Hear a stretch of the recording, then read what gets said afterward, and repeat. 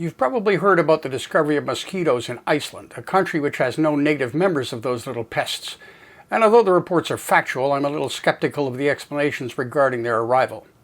Hello and welcome back to The Simple Skeptic. My previous videos showed that the camera problems have been resolved at great expense and colossal loss of life.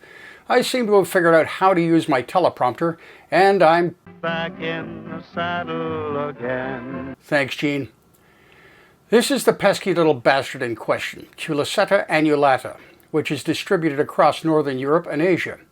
It was discovered on tape traps by Bjorn Hjaltason, described as an amateur bug enthusiast, and positively identified by Matthias Alfredsson, entomologist with the Natural Science Institute of Iceland. The BBC reported them as being found in Kjos, a glacial valley to the southwest of the Icelandic capital of Reykjavik. When we check the map, we see that Kjos is actually northeast of Reykjavik, so obviously the BBC is hiring people with no sense of direction.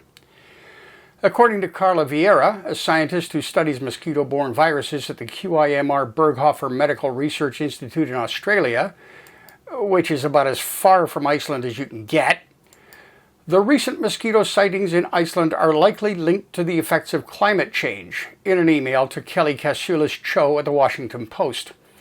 And that's where my skepticism kicked in. Now, anyone who knows me will know that I fully accept the science of global warming and the climate change it causes. In fact, I've already done a video describing my thoughts on the matter. But this particular link doesn't seem tenable to me. Keep in mind that I am most certainly not an entomologist, so I could be wrong. But I am also most certainly an opinionated old fart. So you're getting my input whether you want it or not. And here it is. Culiceta annulata is not really a tropical species. It does occur in North Africa, but it also lives in northern Europe, up to around 60 or 61 degrees of latitude in Finland. So it can survive the cold, which brings us to Iceland. We hear the name and think that it lives up to it, but it doesn't. The capital, Reykjavik, sits at around 64 degrees north, but the well-known Gulf Stream hits it and moderates the climate. And the winters are really no worse than what we experience at Simple Skeptic World Headquarters in southern Ontario. I was in Reykjavik in early November 2023, and I was walking around in just a sweatshirt and saw no snow at all.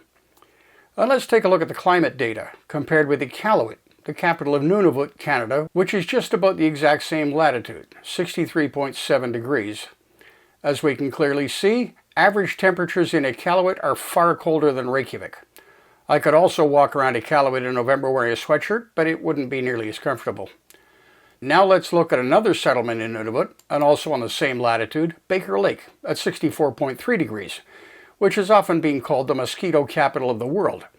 Not exactly a tourist draw unless you're a masochistic entomologist, but it takes all kinds to make a world.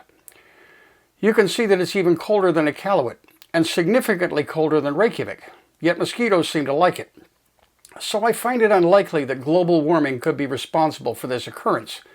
Some mosquito species would laugh in the face of such temperatures. So how did these miniature vampires wind up in Iceland? There are a number of ways. Obviously mosquitoes fly, but I doubt that they have the range to hike all the way from Europe. Much more likely, and an idea that has already been expressed by people far more expert than me, they hitched a ride on an aircraft or a boat.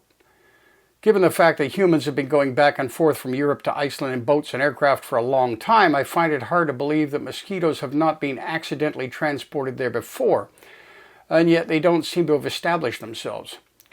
Global warming could cause an increase in populations of mosquitoes, giving them a greater chance of getting there by sheer numbers of transportees available, but as far as I know, we don't have any information on that. Following that, we need to ask, will they breed there? That would depend on how many are already there and population density. If only a few managed to get there and were then dispersed by wind and wanderlust, they might not get together again. We can certainly hope they won't, because given the impact of mosquito populations as simple pests or as disease vectors, and having few if any natural predators in Iceland, their numbers could rise quickly and have an impact on the country's growing popularity as a tourist destination. If they have established a beachhead and numbers increase, how should the problem be approached? That's a complex question that I wouldn't even try to speculate on. But there is one possible approach that is already in progress, although it wasn't meant for this scenario. When Scandinavian explorers first arrived in Iceland and began to colonize it, it's estimated that between 25 and 40% of the land was covered in forests, but removal of the trees for construction and grazing meant that there is only a tiny remnant left, less than 1%. But there are ongoing attempts to reforest the country and restore some of the ecological balance that existed over 1,000 years ago. Large stands of trees would be ideal for the introduction of various animals, principally birds, that would be able to control the number of mosquitoes. There have been many misguided attempts at biological controls around the world, but this is something that I believe could be done without harmful impact. For all we know, there may have been endemic species of birds in Iceland that depended on the forests but are now extinct due to deforestation. There were probably also large numbers of migratory birds that would have visited in summer and bred there. The birding reports I regularly see from Iceland show many interesting species that seem to be far outside their normal ranges in North America and Europe, so they can get there. Once breeding populations are established, either endemic or migratory, some would act as a natural control on mosquito numbers. Controlling the larvae may present a more difficult problem. Freshwater fish would obviously be a controlling influence, and Iceland has plenty in its rivers, from small species like the three-spined stickleback to larger species such as eels and salmon.